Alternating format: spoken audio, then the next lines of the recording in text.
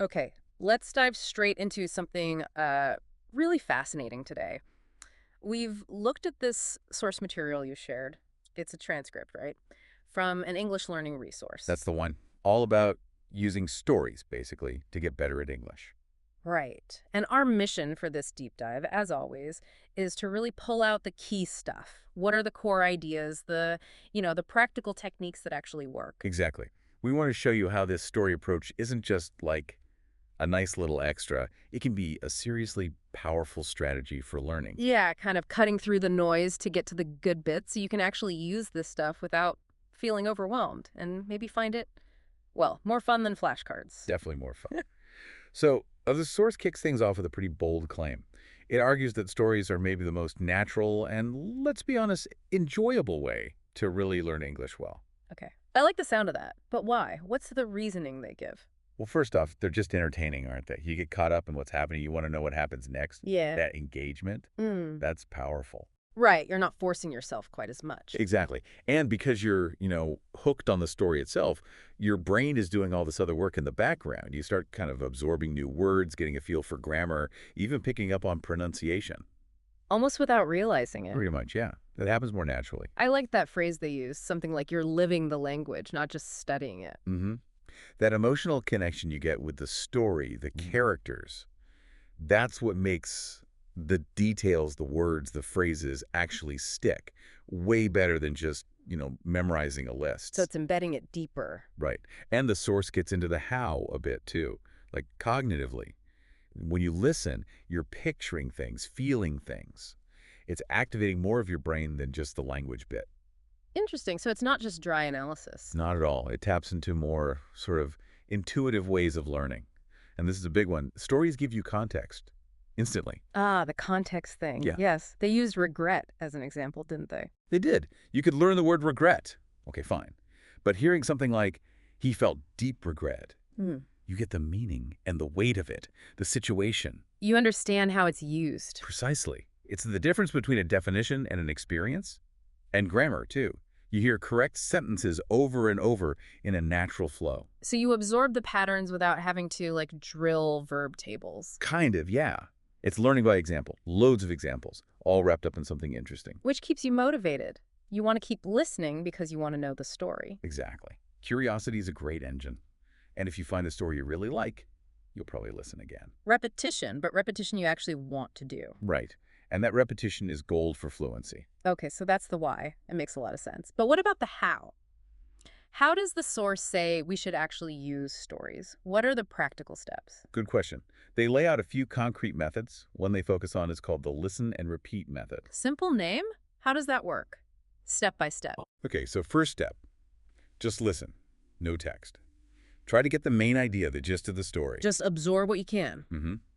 Then, step two, listen again, but this time, read along with the transcript. Ah, okay. Connecting the sounds to the words. Exactly. See what you missed, fill in the gaps. Then step three, the repeat part. You listen to a sentence, pause the audio. And say it out loud. Yep. Try to copy the pronunciation, the rhythm, the intonation.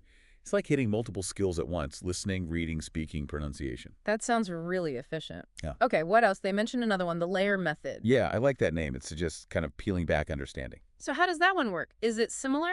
It starts similarly. First listen is just for general understanding, get the basic story. Layer one, the foundation. Right. Then, for layer two, you listen again, but this time your goal is specific.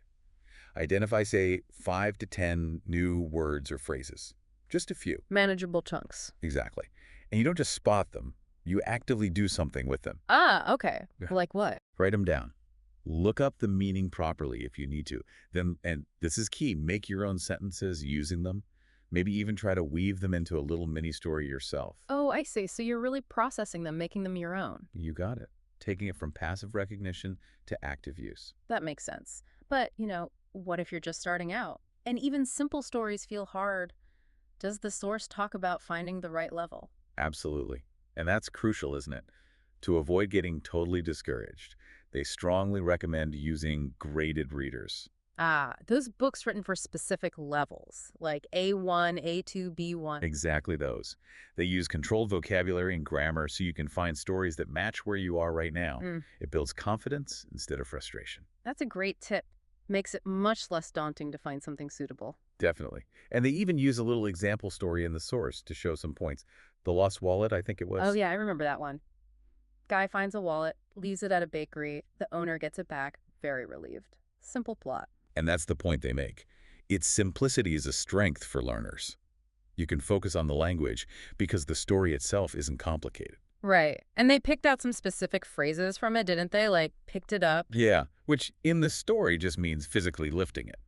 But they cleverly point out that pick up is one of those useful phrasal verbs. Right. It can also mean learning something informally. Like, I picked up some Spanish on holiday, Exactly. Shows the richness. They also highlighted didn't know what to do. which is such a common feeling and a useful phrase. Captures that uncertainty. Mm-hmm. And then there was that detail. The owner held the wallet close to her chest. Yes. I liked that bit. It shows emotion without explicitly stating it. That's what the source emphasizes. It's more than just description. It tells you how much it meant to her. Gratitude, relief. It's showing, not just telling. Stories teach you to feel the language. That's a powerful idea. Okay, so understanding stories is great, but then the source shifts gears a bit, right, to actually Well. telling your own stories. Oh. Yes, moving from input to output. This is where you really start actively building fluency. Trying to tell even a simple story. Like what happened in your day. Yeah, exactly. It forces you to use past tenses, link ideas together, find the words. It's real practice. They had that example of the hiking trip, getting a bit lost. Right. That feeling of worry when it got dark, then finding the way, and how it became a funny story later. And they pulled out phrases from that too, like we got lost, it started to get dark. Luckily. Yeah, the kind of natural phrases you actually use when recounting an experience. So the advice for you listening is try it. Tell someone, or even just yourself, a simple story about your day or weekend. It doesn't have to be epic. Not at all. Low pressure, but really valuable practice. Yeah. And to give you more ideas, the source actually lists different types of stories that work well for practice. Oh yeah. Like what? Well, fairy tales were on the list. Mhm. Often simple plots, common verbs, Little Red Riding Hood, that kind of thing. Okay, familiar ground. What else? Personal experiences, like we just discussed. Your own life is full of stories. True. First job, funny moment. Summarizing news stories was another one. Find a simple article, retell the main points. Great for current vocabulary. That's practical. Dialogues or scripts from films or TV shows, too. Helps with rhythm and how people actually talk. Getting that natural flow. And jokes or short anecdotes. Good for listening and fun to try and retell. Nice variety there. Okay, another technique they mentioned was shadowing. Ah, yes, shadowing. This is quite an active one. Can you explain that? It's like repeating immediately after a speaker. Pretty much. You listen to a native speaker maybe from an audiobook or a podcast and you try to speak along with them or just a fraction of a second behind. Mimicking them as closely as possible. That's the idea. The source gives a tiny dialogue example about someone called Sarah being late for an interview. So, like, the audio says Sarah was late. She ran for the bus. And you're trying to say Sarah was late. She ran for the bus. Right along with it, matching the speed, the ups and downs, the sounds. Then it continues. But the bus left. She felt nervous. And you're echoing that too. The goal isn't just saying the words. It's copying the whole package: pronunciation, rhythm, intonation, even the emotion, if you can. So it trains your mouth and brain to produce the sounds more automatically. That's the theory, yeah. Building that muscle memory for spoken English. Makes sense. Now, the source was smart. It anticipated some common questions learners have, like the big one. Can I get fluent just by listening? Right. And the answer was, well, realistic. Listening is fantastic, essential even. It builds your understanding massively. But for true fluency, you need to produce the language too.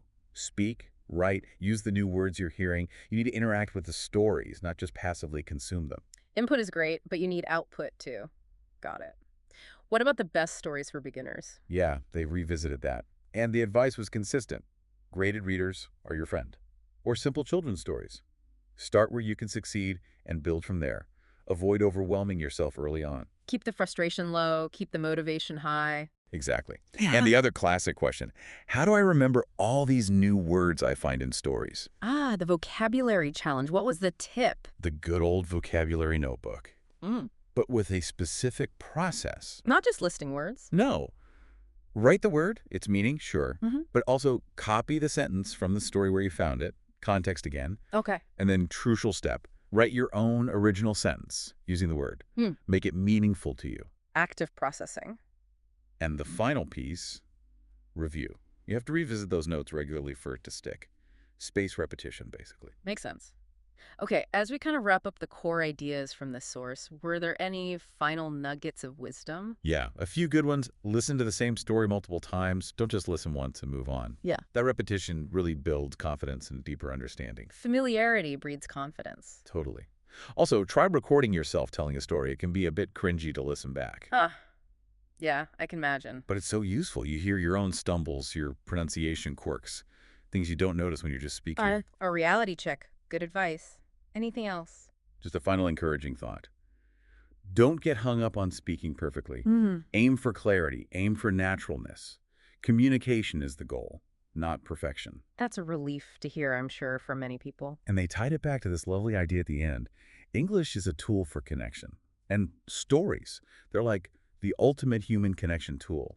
So using stories to learn English is, well, it just fits. Okay, so summing up this whole deep dive then, the big takeaway from the source is that stories are this incredibly powerful, engaging, and frankly, quite natural way to learn English. They combine that listening practice with active ways to use the language. Yeah, it makes learning feel less like a chore and more like, well, an adventure maybe. It integrates everything. So we really hope this encourages you, listening now, to actually try it. Find a story simple, graded, whatever works for you, and just listen. Try the listen and repeat or the layer method.